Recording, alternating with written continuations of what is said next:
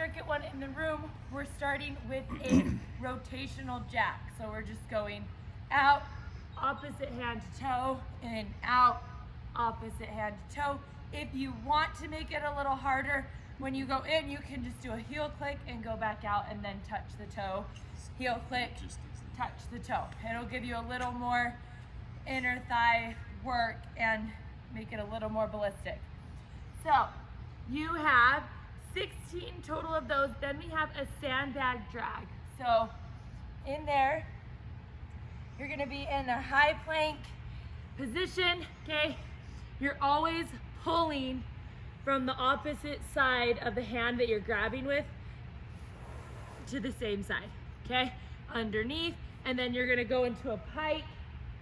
Just stretch those calves and hamstrings, and then pull that sandbag back under and back into a pike. When you go into that pike, because we're gonna use this mechanic also in the next move, I want you to think of your ears being in line with your biceps when you go back. So when you're here, just go to your ears, to your bicep, and then come back. And that way you'll be using a good range of motion on that shoulder, and it will be nice and steady. So, sandbag drag is 10 total, okay? So pull, pike is 1, pull, pike is 2. The last move in there is a landmine overhead squat. So you're going to have that landmine, and you're gonna start kind of at an angle to the landmine, so your body's kind of, I don't know, what would be an obtuse triangle basically is what you're making. And so you're gonna keep that landmine above your head, again, thinking of your biceps near your ears, and then you're gonna squat down and push up on that landmine back. It's not gonna be rounded, obviously, you should look like a straight board. From that landmine all the way down to your heels, it should make a pretty straight line.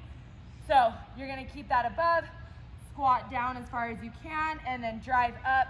You can drive up all the way through your toes, or you can just drive up to full extension, okay? You can pick which one feels best. If you wanna get a little extra calf workout, then go ahead and rise up on those toes. But just make sure that that landmine is locked out and you're squatting down with proper mechanics, okay? So you have 8 to 10 of those. Then we come out here and we start with circuit 2 is a kettlebell swing. And you can decide if you want this to be a full swing or a half swing. Okay, just remember that kettlebell swings, the power comes from our hinge and our glutes, okay? So it's not bending down, it's that hinging of the waist back and up that moves that kettlebell. So you can choose to do it to eye level, or if you want, you can take it all the way up, stabilize it overhead for a second, and then come back down. Whichever feels best on your back and shoulders today. You've got 12 total of those. Then you have, we're just doing this series once, 8 broad jump. I just looked at it and I forgot the word. 8 broad jumps. So you're here, okay? Using that hinge back, jump off those toes, spring forward. You're gonna do that 8 times, and then you're just gonna go high knees all the way back to the blue line where you started, okay? So start at the blue line, 8 broad jumps, however far that takes you. For Justin, you'll be at the end. So you'll high knees all the way back. It's like a frog. Really, for real. So high knees all the way back. Just do that once. The third move on here is a kettlebell bicycle crunch. So how this works, if the kettlebell's on my left side, I'm going to be crunching the opposite knee in as I press. So I'm getting that twist. It's like a bicycle crunch, okay? And then that knee comes down, or that kettlebell comes down, knee switch, kettlebell comes up, and I crunch towards that knee.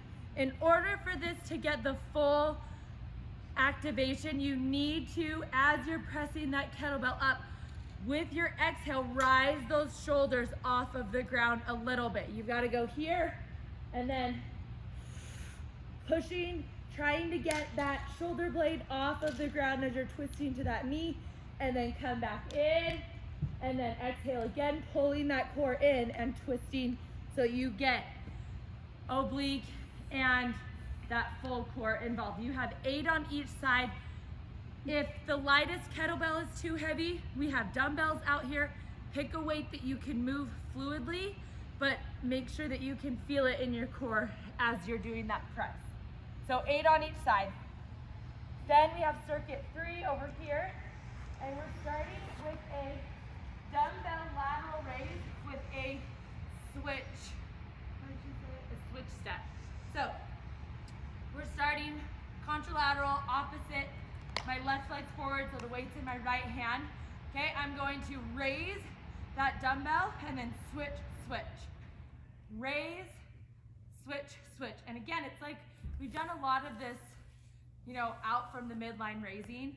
We want to make sure that we aren't using any movement of our hips to get that weight up. We want to be able to keep our hips nice and quiet so that it is isolating that delt to get that weight up. So raise, switch, switch. You're going to do 8 on one side and then switch and do 8 on the other side.